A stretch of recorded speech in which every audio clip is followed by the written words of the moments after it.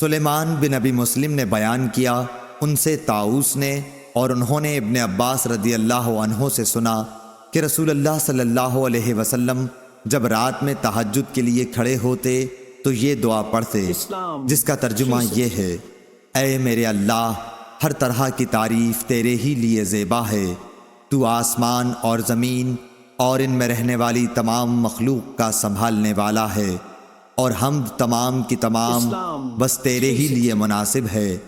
آسمان و زمین اور ان کی تمام مخلوقات پر حکومت صرف تیرے ہی لیے ہے، اور تعریف تیرے ہی لیے ہے۔ تو آسمان اور زمین کا نور ہے، اور تعریف تیرے ہی لیے زیبا ہے۔ تو سچا ہے، تیرا وعدہ سچا، تیری ملاقات سچی، تیرا فرمان سچا ہے۔ جنت سچ ہے، دوزخ سچ ہے، انبیاء سچے ہیں، محمد صلی اللہ علیہ وسلم سچے ہیں، اور قیامت کا ہونا سچ ہے۔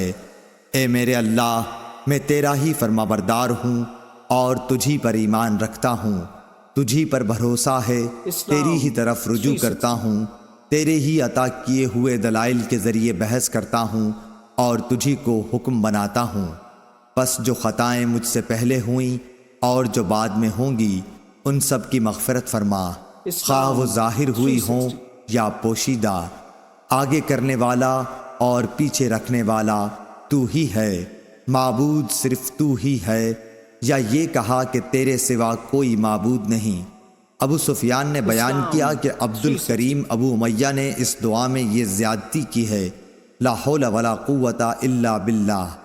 سفیان نے بیان کیا کہ سلیمان بن مسلم نے طاؤس سے یہ حدیث سنی تھی، انہوں نے حضرت عبداللہ بن عباس رضی اللہ عنہ سے، اور انہوں نے نبی کریم صلی اللہ علیہ وسلم سے۔